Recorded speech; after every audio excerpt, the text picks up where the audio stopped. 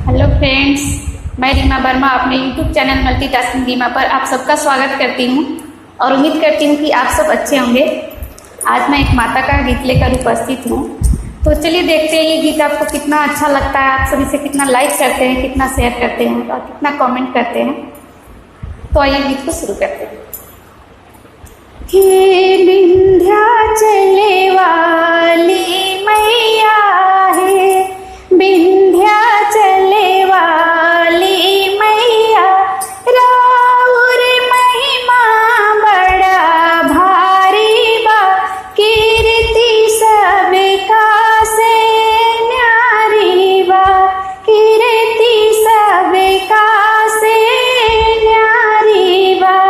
हे विंध्याचल वाली मैया, हे विंध्याचल वाली मैया, राउर कृपा बड़ा भारी बा, कीर्ति सबका से न्यारी बा, कीर्ति सबका से न्यारी बा।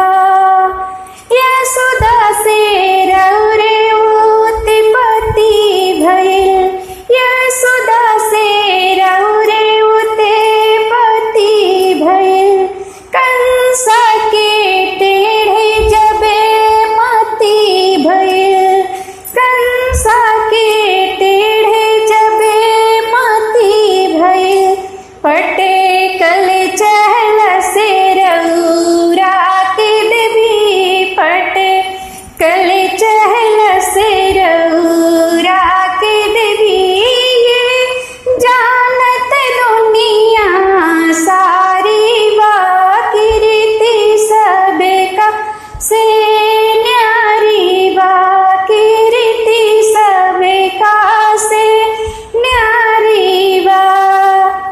गोकुल से मैया विंध्याचल में, आईनी पर्वत के आंचल में, गोकुल से मैया विंध्याचल में, आईनी पर्वत के आंचल में, रौरे जगदम्बा नाम पड़ल, रौरे जगदम्बा नाम पड़ल, रौरे तासेर सवारी बा, कीर्ति सबका से न्यारी बा, कीर्ति सबका से न्यारी बा। महिषासुर की रहुए मरनी, महिषासुर की रहुए मरनी, देवता लोग के संकट हरनी, देवता लोग के संकट हरनी, रौरा दरबार विंध्याचल में, रौरा दरबार विंध्याचल में, जे गोइल ना दुखिया रे बा, कीर्ति सबका से न्यारी बा, कीर्ति सबका से न्यारी बा। जे नवरात्रि के पाठ करी, जे नवरात्रि के पाठ करी, ओ कर मैया सबे पापे हरी, ओ कर मैया सबे पापे हरी, रौरे से सृष्टि भइले जग के, रौरे से सृष्टि भइले जग के, रौआयस के मह तारी बा, कीर्ति सबका से न्यारी बा, कीर्ति सबका से न्यारी बा। हे